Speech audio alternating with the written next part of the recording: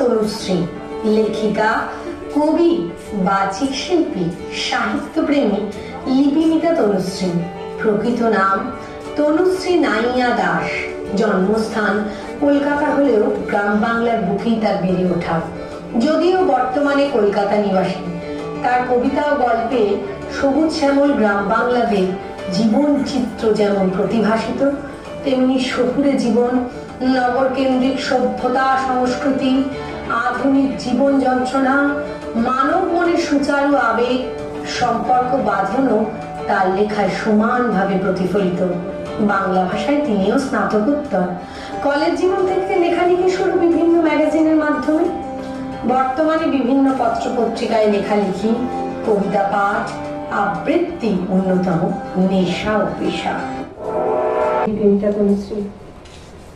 মন্দিরের ওই আটচালাটা সকাল সাঁঝে ভিড়ে ঠাসা, তারই মাঝে পসরা নিয়ে ফুলগুয়ালি বাতাসাওয়ালা হাঁক দেয় সব, এদিকে এসো, পুজোর ডালা সাজিয়ে দেব। ছোট্ট বকুল মায়ের পাশে এক মনে মালা গাঁথে, জবা, বেলি, জুঁই পদ্ম, বিল্লপদ্ম ফুলের মাঝে। কখনো বা অসাবধানে সূচ ফুটে যায়, পা ধরে যায়, তবুও সে আপন মনে মালা গাঁথে, ডালা সাজায়, মায়ের হাতে এগিয়ে দেয়, ফুলের ওপর জল ছিটায়। সবুজ তাজা কোমলতায় ভক্তরাও খুশি হয়।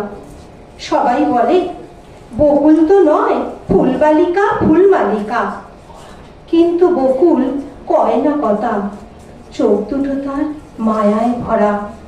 আসলে সে মুখ বোবা, মাই যে তার পরম ভরসা। তবুও রোজ সাত সকালে প্রথম মালা গেঁথে নিয়ে ছুটে যায় সে মন্দিরেতে মায়ের সাথে পুজো দিতে। কি বলে সে মাল্যদানে মায়ের কাছে চোখ বুঝিয়ে?